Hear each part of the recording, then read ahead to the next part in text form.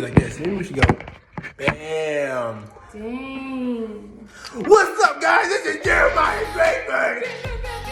Mr. Jdrakeford. Well, we're real estate people.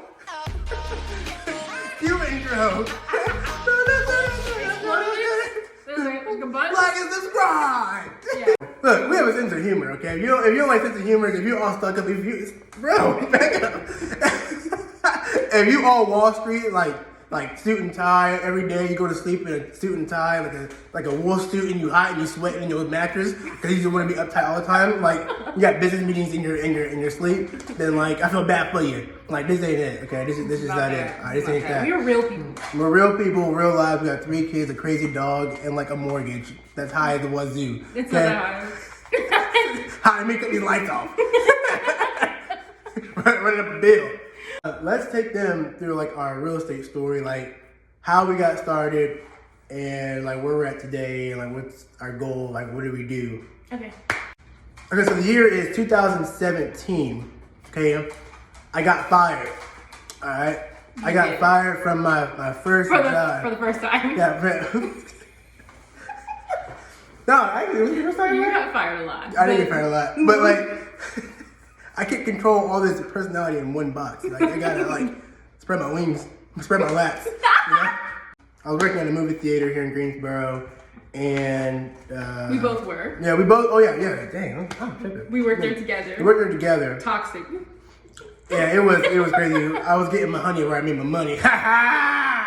Crazy. We actually met before that. We were high school sweethearts. Moved to North Carolina.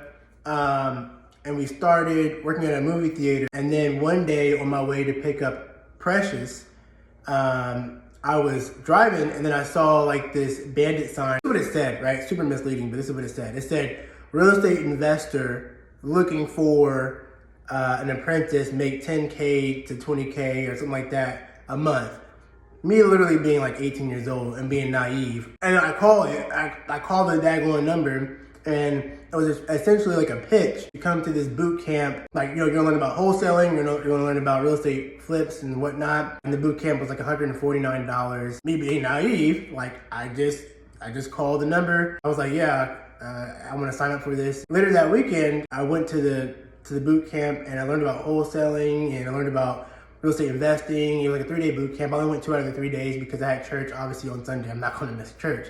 So Friday, learned about wholesaling. We were supposed to go write down some addresses of some abandoned looking houses.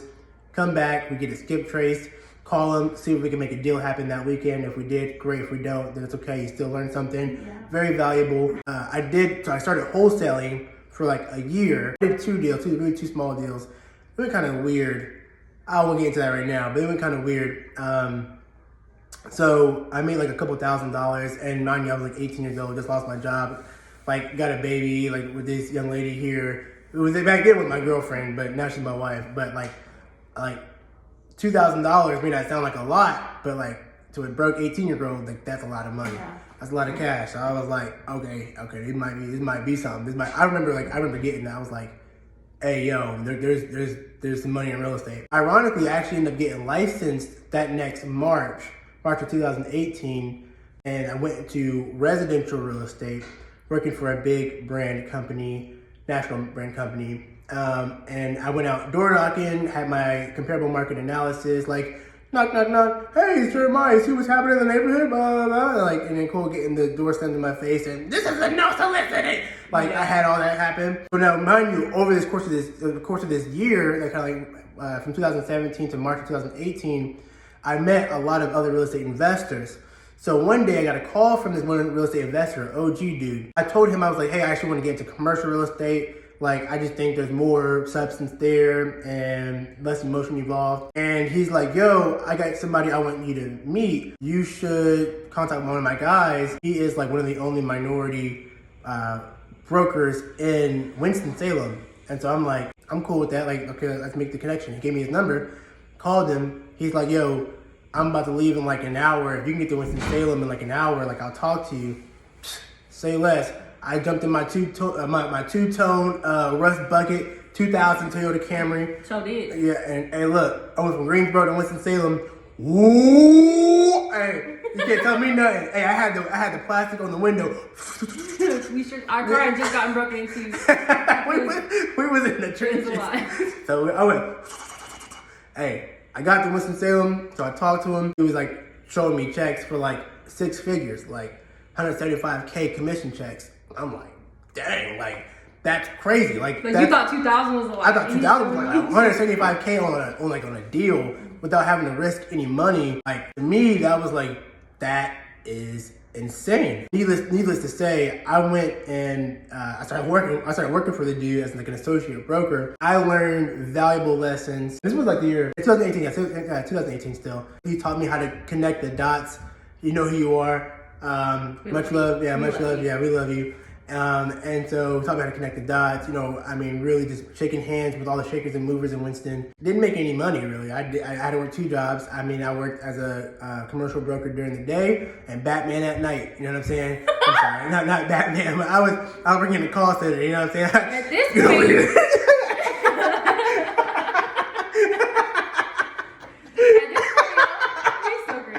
while he was working for that good friend of ours, I was working as a CNA at one of the local hospitals here, and I was thinking, well, a lot had ensued. Well, he was trying to work and also be in real estate, and we were having to switch our schedule so much with one car at a time. So I was like, when I had got off, I would have to go, and he would have to run out. And so one time I had to leave work early. A couple times, actually, I had to leave work early, and it wasn't nothing crazy. It's probably like 10 minutes or so. And so I would leave work early, and I would keep asking my boss, and they would say like, oh, well, you leave work early today, you're fired. And actually, my son was actually very sick, so I actually needed to come home.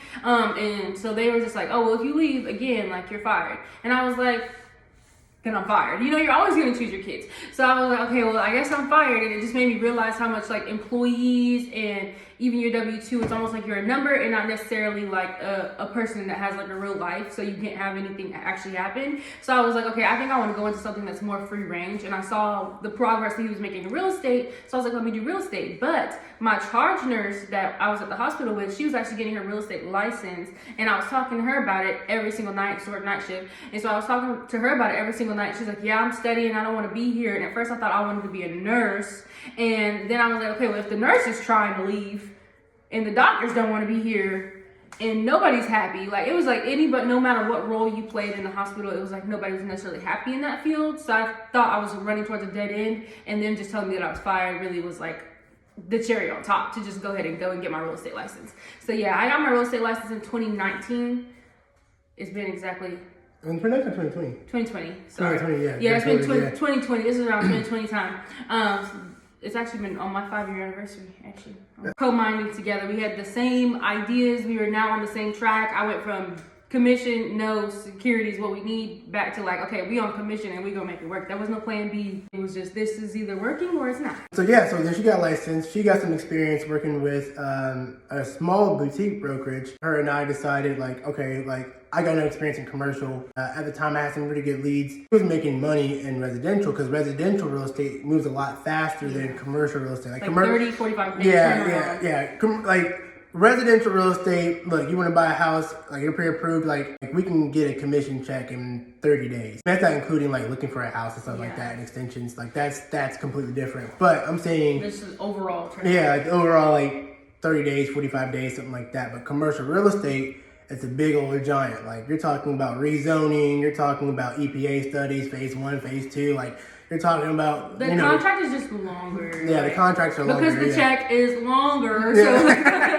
contracts are longer. Yeah, you're gonna be great for that check. You're gonna work for that check. No, minimum 90 days. Like that's like a it's not 90 days. Like that's for like if somebody's getting an SBA loan, that sort of thing, for it to buy a building. But I'm gonna tell you where the breakthrough came in for me. We joined the national firm together. And like as a team, and I was like the commercial guy, she was the residential gal. Hence this, while I was working as a CNA, Jeremiah was making all these connections in real estate. So he was learning all these investors and talking to all these people. So when I got into real estate, he had almost already paved a path for me to just come in and be successful by all the connections that he had made. I was making like these small deals happen in commercial real estate. Like there's something called tenant representation. So these are kind of like the equivalent or so for like selling a house. So this is like you got a business owner that wants to move, North Greensboro in a warehouse or whatever, and it was signed like a 10-year lease, triple net, whatever. Like the landlord would then pay that listing firm, and the listing firm would then pay the co-op broker, half of that or whatever it might be, and that might be like $5 or $6 grand, something like that. So I was making it happen, like not super frequently, but we were making it happen. But I still had my job. But where I quit my job was when I sold my first commercial building. It was a church. It was a 30,000 square foot church, and we'll tell you about that whole testimony in another video. That's a whole other video. Yeah. But we sold a 30,000 square foot church using seller financing, and yeah, this was literally during COVID when banks did not want to loan on churches. We sold that building. We sold it for $1 million. Yeah. That was $1 million, and we had 3% commission on that, and so it was. And we were. I think at that time we went independent. Did we go independent at that point? Yes. We did. Yeah, we did. Yeah. So we went independent. So we broke off as a team from this big brokerage into creating our own firm. Yeah. And then I sold that building, and then so that was like a 30 grand paycheck, and so that's where I went full time. I was like, okay, cool. Like this is a 30 grand paycheck, like a nest egg. Like I feel the momentum, and then like not long after that, like maybe like not even a month after that, I ended up selling a historic pharmacy downtown Greensboro. I was still doing residential. Yeah, she was still doing residential. Between that, so selling houses and working with clients. So we really were in a good position in order to say like, okay, this is working. If we don't have the nest egg, then we just gonna keep going. Right. So that was like 2021 at that point. Into 2021. I sold it November 2021. And honestly, after that, like the bigger deals just kind of started flowing in. Like the momentum was there, everything was great, and that's kind of like where our financial life pretty much changed. So you're talking about like 4 years ago. That's where it was like, okay. Then the brokerage grew, had like 8, 9 agents, something like that under us on our peak. Looked great on paper, but truthfully, it wasn't super profitable. So we were just like, we got office space. Yeah, we had things. Yeah, we had great agents. Don't get me wrong. Great like relationships with those agents, but we realized quickly that like that wasn't the direction that we wanted to go. We just knew like it wasn't what we thought it would be, and so and honestly, like again, like those agents are. I even told them like one agent has her own firm, and I even told her like, hey, my man, go with her. I think she's gonna be a great like broker in charge. Like, yeah, go. Like, that's cool. So a friend came over, and he was like, Jeremiah, if you really want to like change your life, like you should start flipping houses. And I said, well, how much is your average like profit? And he was like, like net, like 40 grand, 50 grand, like net. Now, at this point, like I kind of like already seen that kind of money before, but what had me interested was, again, that was like my original goal in the first place. I took like a year like learning investing and wholesaling, and so I knew 70%. So just the ARV minus your 30% minus your repairs equals your maximum allowable offer. So like I knew all of that. I could help a client do that. But I never did it myself before. So then when it came over, it got my mind thinking. I was like, okay, like this year we set a goal. We're like, this year we want to be the principal of like at least 4 transactions. Like we're gonna do it. I was making some content at that point on social media, and then so this was June 2022. Guy hit me up on Facebook Messenger, like random dude, like random, and he was like, hey man, I'm here in the Wilmington area. I have a house out there in Trinity, which is like 25 minutes away from Greensboro. I want to sell it for like $90K. And I was like, he's like, do you have any, or he said, do you have any investors, like any clients? Me just being me, I'm like, literally, y'all. Let me tell you, it was our like first time ever thinking about flipping. He had just talked to me about it. He's like, we should definitely flip a house. We were like, okay, we're gonna go about it. I think it was probably like 60 days later. He's like, yeah, this guy says that he's looking for an investor for this house, and I told him we'd buy it. And I said, how? Hey, looky. Like, how? Like, how are we gonna do this? Like, you just told this man that we'd buy it. Like, how? And he was just like, I don't know. We're gonna figure it out though, and we did. So I think at that time, I mean, we we were doing pretty good. We had like 40 something thousand like in cash, something like that. I didn't feel comfortable enough to go at a project like this alone. Yeah. So here's how I structured the deal. It was in Trinity, North Carolina. It was on Skyview Court in Trinity. Yeah. Dude hit me up, said $90K, but he said, look, this is the issue with the property though. There's some tenants in the property, they're squatters. And like I live like 3 hours away, I don't want to deal with that. So like they're on drugs. Yeah, they're on drugs, and like you're gonna have to deal with that. Yeah. And I was like, okay. So I was like, okay, give me the address, cool. And he was like, oh, we'll shoot me some pictures too. I was like, okay, cool. Went down there. Now this is kind of like where risque. I was like, knock, knock, knock. Hey, I work with such and such. I'm the maintenance person. I was like, yo, I'm the maintenance person. They're like, everything's broken and it's been broken for years. Yeah, so where are you coming from? Yeah, he was like, oh, okay. Like, come on in. And literally, me just walking in, like, take a look at everything. Look, I have my flashlight like this.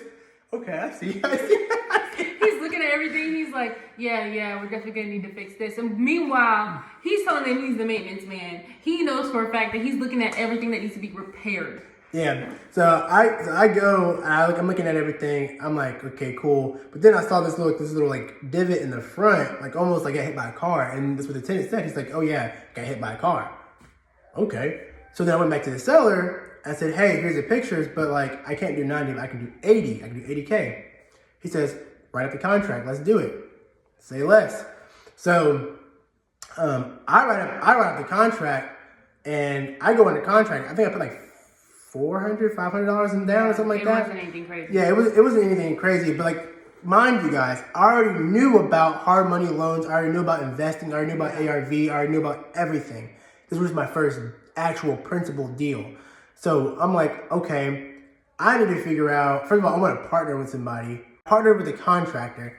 And she's known for flipping houses. She's known for flipping houses. As well as being a contractor. Right, but at first we didn't know that. I was trying to get a quote from her. Yeah. But she was like, hey, like, this is your first house, you should have a partner, and blah, blah.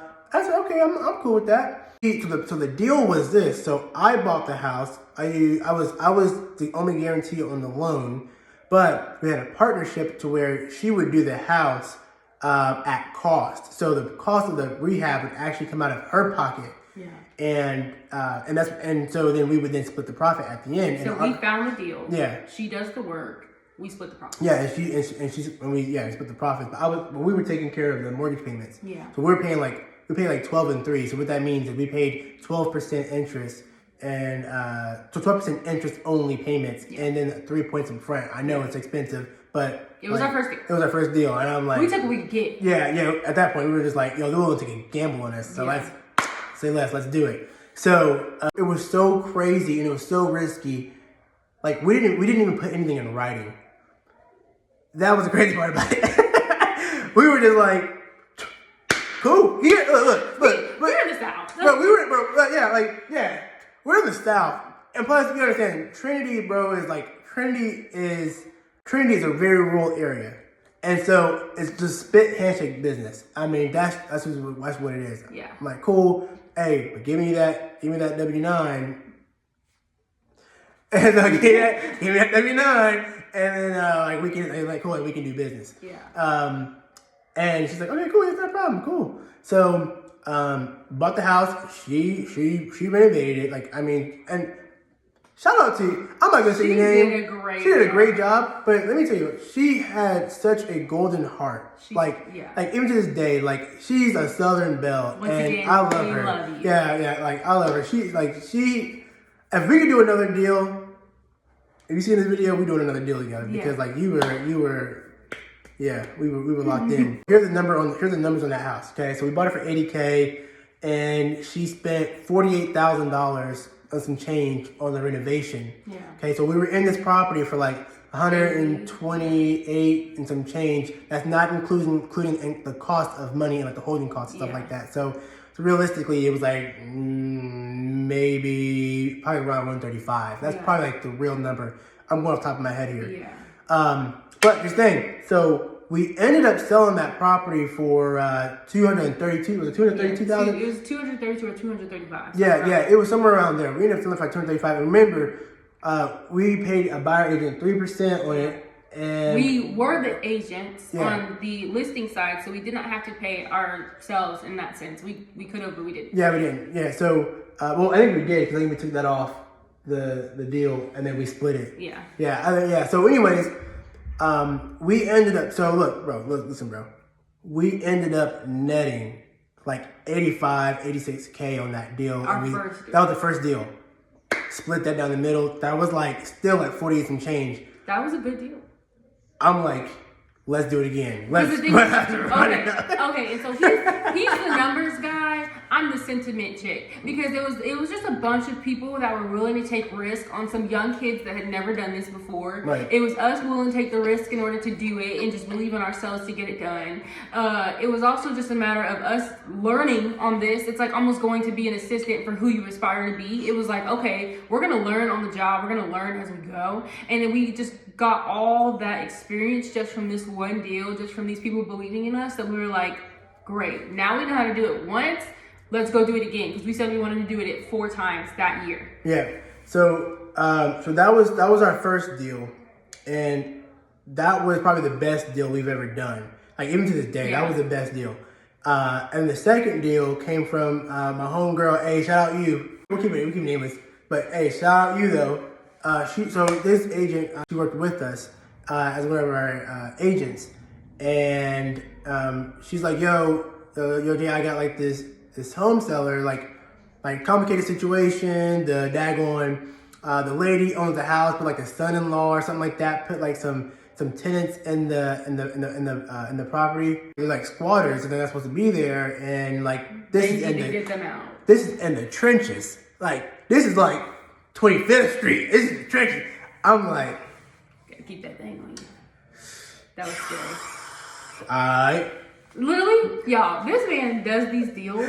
He negotiates them, talks them over, says he's gonna buy them, and then he comes home and he tells me about them. I don't know anything about these deals until he comes and is like, hey, we just bought such and such. And I'm like, yeah. Okay. So, so I'm like, okay, cool. Now at this point, I ain't gonna lie to you, like I was doing some commercial transactions, but like I was really more focused on investment at that point. So like my sales volume as an agent went. And I was still selling real estate. So I was just like, I'm going to go be real estate. So all the investment knowledge that he was getting, like the 7% and the 12 and the 3, listen, I was not interested. I was like, okay, I'll come in and I'll help you pick the finishes for the houses and I'll record the videos and I'll list it and that's what we'll do. Right. So it took me a long time to catch up to his investment knowledge, per se. I hired a property management company because I'm like, I'm not scared, but I'm also not stupid. So I'm like, I'm going to hire a property management company, go through there and see what's going on. So cool. I paid, I don't know if I'm going to say his name, but I paid somebody to like go in there, check out the scene, had the property under contract. And he was like, yeah, everything's cool. So like, I was like, oh, everything's cool? Great. I'll meet you up there. So I met him up there. Very tragic situation that was going on with them. And I kind of got more like a meaning, whatever, but I got to lay my eyes on the property and I was like, this property is in not good shape. Like it's not in good shape. So again, it's like my second deal. So I'm like, okay, I'm going to fix this property while they're in here because they really don't have anywhere else to go. I mean, they were paying the rent on time. And so I was like, it was a little bit of a sticky situation, but here's the deal. Here's the numbers on the deal, right?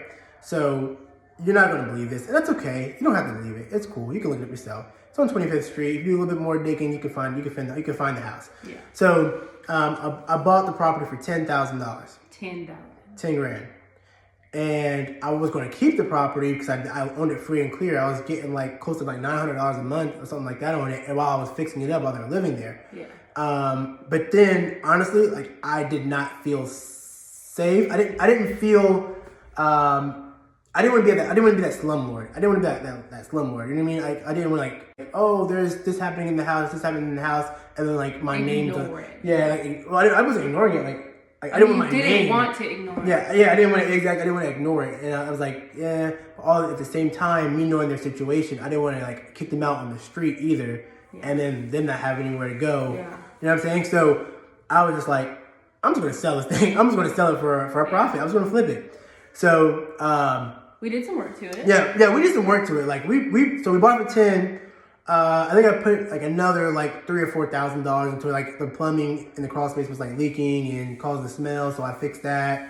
And there was like some missing like a hardwood floors or something like that. So I patched that up. We ended up selling that for like $57,000. We ended up for like 12, 13 grand, 14 grand, somewhere around there. And we sold it for like $57K. Those numbers are crazy. Yeah. So I'm like, and that was like a month later. That was a couple months later. I was like, okay. So we were like, come up, another come up. Like, it was like. Well, and I'll tell you, like, here's the difference was between like brokering and being the principal and flipping. It was kind of like the same exact profits or the same exact numbers per se, but like it didn't take me 6 months to get to that check. You know what I'm saying? It was like I could literally find a good deal and flip it tomorrow. Yeah, and the difference between brokering is that when you're an agent or a broker, you're working at the whim of your clients. So I can only work as quickly as my clients are willing to work. But when you're the principal of the transaction, it's really you calling the shots. You're going to work as quickly as you want to work because, well, you're the one buying it. You're the one flipping it. You're the one doing all the work. So it's not like I had to wait. We didn't have to wait at the whim of anybody else. That's the difference between investing and brokering, and they're still both very good options. Yeah, I mean, they're good. They're good options. Brokering is look, if you're just wanting to get into real estate, like dipping your toe in it, I think wholesaling and brokering are probably going to be the best bet. And we did more deals after that, and then the market started like going, like the interest rates started going up. I'm like, uh-oh. And then so we did one deal where we did lose money on it. They were like, oh crap, and they had to pay back a very beloved friend of ours. I mean, we still talk to this day.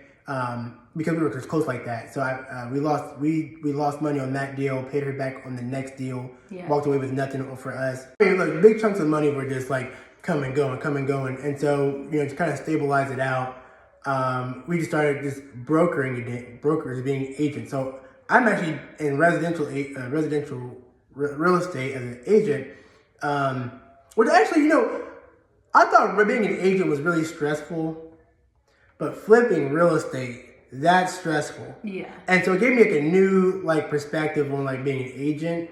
And so being an agent stress, like that's not stressful. That ain't stressful. Managing contractors? Like managing contractors. Not even managing, bro, you ever dealt with a flooded basement, bro? Huh? You ever dealt with a flooded basement? Huh? You ever went over budget on a construction deal? Huh? You ever had a maturity date on a mortgage? That, my friend, is stressful. Listen, you learn sometimes. A lot of these lessons, like we didn't have to learn a lot of these lessons of hard work, but some of them we did. So it's all about going through the experience and learning. That's like a whole nother video. If y'all want to know what went wrong and how we fixed it, that's like a whole nother clip. Literally, that's and what they be saying? Yeah. Comment below. If you want 5,000 likes, 5,000 likes. I'll give it to you for free. We'll give it to you for free. But in order for the algorithm to work, hit the like. Hit the like button, subscribe, share with your friend and your nanny. All right, so she need this. Yeah, she need this. Say all of that to kind of like give you our background and where we're coming from. Now, as from a 30,000 point of view, here's what we've learned from the last 8 years of being investors and brokers, having had transacted millions of dollars in sales volume as brokers. And I wouldn't say millions of dollars as an investor, but we have made hundreds of thousands of dollars as investors. We're actually going to help homeowners and home sellers utilize investor tactics to buy or sell their home. Yeah. To either A, net them more money, or B, get them into the house of their dreams. So things such as using seller financing, things such as using maybe contract for deed for your seller. Yeah. Right? Like these things that real estate agents don't necessarily ever talk about, right? Because most of the time, real estate agents, it's more of like you go the conventional way. Yeah, it's a conventional way. Like you go get a bank, they give you a loan, and you go on MLS and find you a cute little house with a live, laugh, love sign. And that's kind of like what it typically is. But we're gonna show you how we have had clients sell and buy real estate literally to the tunes of a couple $1 million now. Yeah. Of buying seller finance. Yeah, very right. creative. So people who can't get a mortgage from the bank, but they have like a few, maybe like 20, 30, 40 grand. They're just like, I just can't get a bank loan because maybe it's a credit, maybe they can't, they run off everything on their income, that sort of thing. We don't do a lot of subject to things. I mean, there's nothing wrong with subject to. We don't represent people that are doing subject to because of the inherent risk behind it. Yeah. And that's another thing we'll talk about. But we're talking about a lot about seller financing. We're talking a lot about contract for deed. We're going to talk a lot about investing. We're going to talk about a lot about, folks that are, flips, right? People, how you can get involved in real estate without having to actually be the investor, how you can be like the passive capital investor, right? So we're going to talk about all these different things and everything that we learned and everything that you can do that's applicable to your everyday, where you're at right now, and we can help you there. So I know I did the majority of talking. Do you want to say something? Usual. No, really, I'm not. As usual. Hold on, did y'all hear that? As usual. And you gotta stick that in there. No, I'm like the number one yapper. Like, subscribe. If you like and subscribe. Oh, okay, sorry, there you go. that's what I was gonna say. Literally, put in the comments. First of all, this is our first content video that we're putting out and putting ourselves out there like that. Put in the comments your real estate questions. That'll give us ideas for our next videos and things that you want to hear about. And any of the tangents that you actually want us to go off on further that we already did a little bit, put that in there. All right, until next time, we're gonna chop this up and put it on Instagram Reels.